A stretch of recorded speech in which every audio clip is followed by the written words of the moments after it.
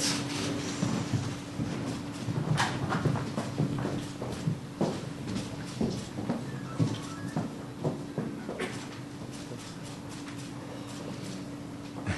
It's a great family. You may be seated.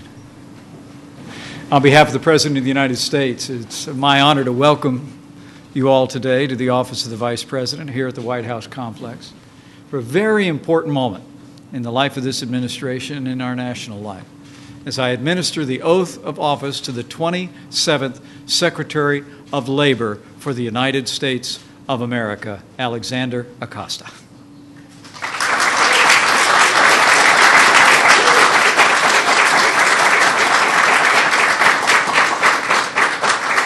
We're fortunate to be joined today by his father, Rene, his wife, Jan, and their beautiful and charming daughters, Dahlia and Rosie. Would you welcome them as well?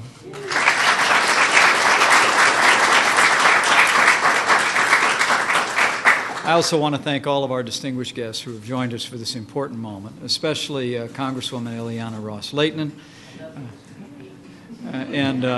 and all the Hispanic business and community leaders who are here with us today. Thank you. Thank you for being here on this historic day. You know, this Saturday marks the end of President Trump's first 100 days in office, and as this period draws to a close, it's worth reflecting for just a moment on the optimism and the progress that is sweeping across America, thanks to the leadership of President Donald Trump.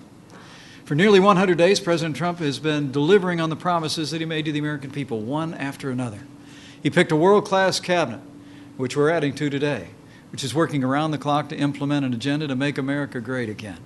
In Justice Neil Gorsuch, President Trump kept his promise to nominate a Supreme Court justice in the mold of the late and great Justice Antonin Scalia. President Trump has been putting America first, rebuilding our military, restoring the arsenal of democracy, and he signed legislation to give our veterans the care that they deserve. In fact, in now just short of 100 days, President Trump has signed 28 bills into law, 30 executive orders, historic numbers that show that not only is President Trump a man of his word, President Trump is a man of action.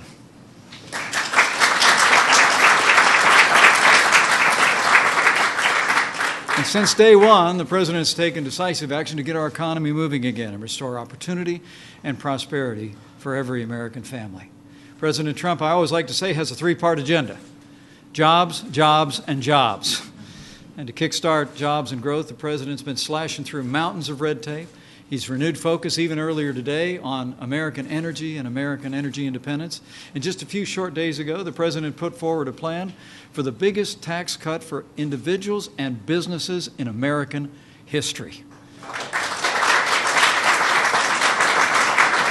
The result?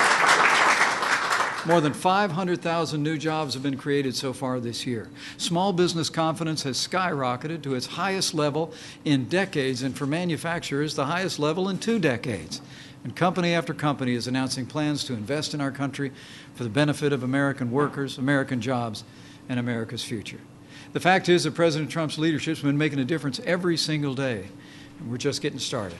And with our new Secretary of Labor, Alex Acosta, the President and I are confident that we will accomplish even more for working Americans and job creators all across this nation.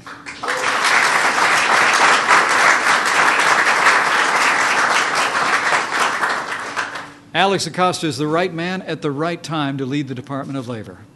Born the son of 2 Cuban refugees, Alex showed his potential from his earliest days, earning both his undergraduate and law degrees from Harvard University.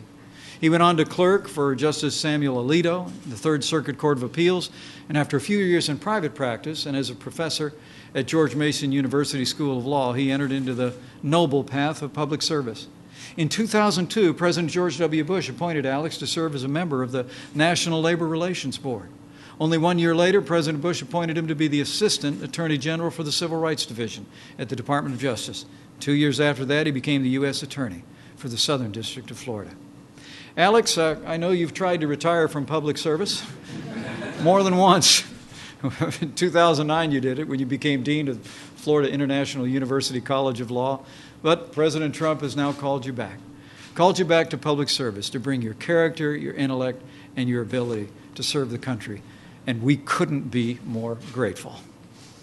Your service, past, present, and future, is truly a testament to the American dream and to your own character and your own abilities. I want to thank you again. Thank you for stepping up to serve our country and to serve working Americans at such a time as this. Given your long and distinguished record, your integrity, and your leadership, the President and I are absolutely confident that with you as our new Secretary of Labor, we will continue to restore opportunity, prosperity, and growth for working Americans now and for generations to come.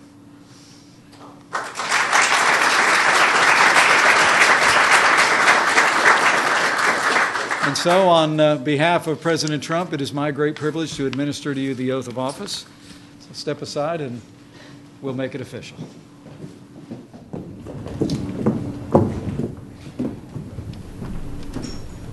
Please place your left hand on the Bible, raise your right hand, and repeat after me.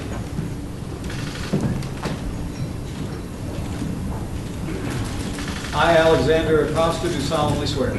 I, Alexander Acosta, do solemnly swear that I will support and defend the Constitution of the United States that I will support and defend the Constitution of the United States against all enemies, foreign and domestic, against all enemies, foreign and domestic, that I will bear true faith and allegiance to the same, that I will bear true faith and allegiance to the same, that I take this obligation freely, that I take this obligation freely, without any mental reservation without any mental reservation or purpose of evasion,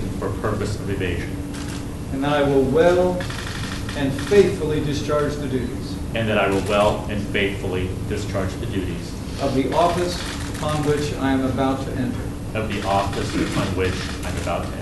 So help me God. So help me God.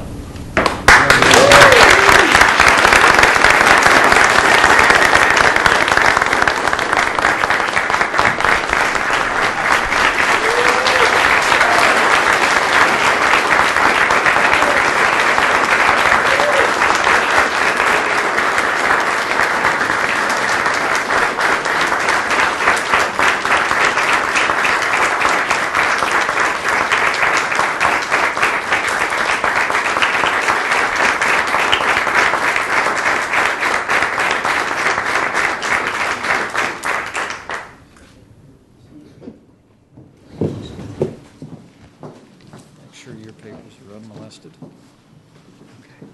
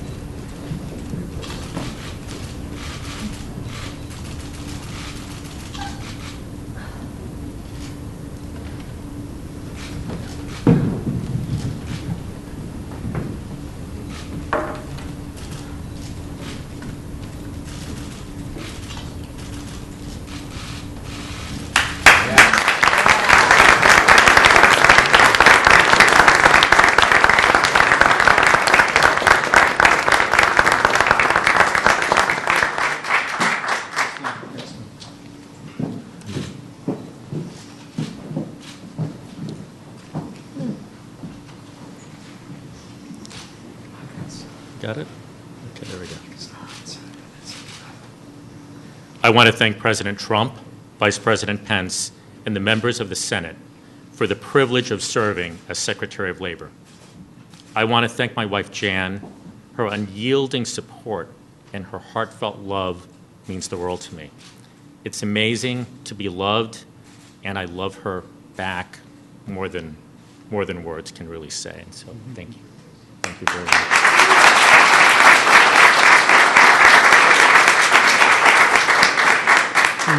My daughters, Delia and Rosalia, are amazing. They have followed this process in their own way. When President Trump nominated me, I had to sit down and explain to them that we were, if confirmed, moving to Washington. And they wanted to know why. And so I sort of took a pause, and I tried to explain what being Secretary of Labor means in words that a 4- and then 6-year-old could understand. And this is what I said. I said, Daddy helps his students find good jobs. And so the president has asked Daddy to help people all over America find good jobs too.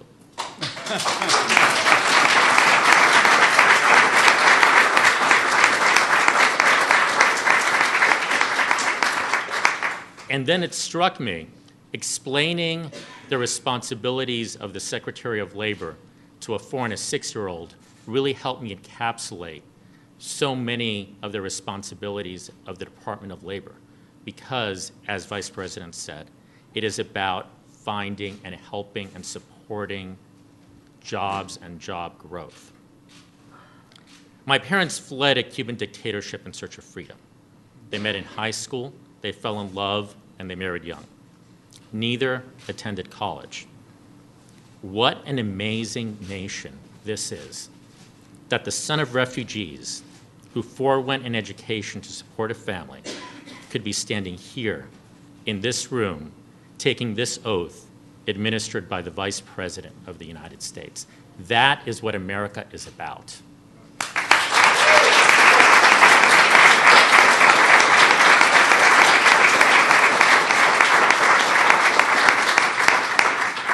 My parents' experience is part of who I am and frames my perspectives that I will bring to the important responsibilities of the Department of Labor.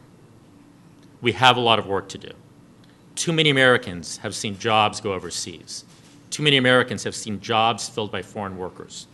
And too many Americans see that jobs are available, but that they don't have the skills or the experience to fill those jobs. The skills gap is real and needs to be addressed. Supporting Americans' ability to find good jobs, safe jobs, is a priority for President Trump, for Vice President Pence, and for me. I am honored and I am profoundly humbled to be called in service of this important effort. Thank you very much.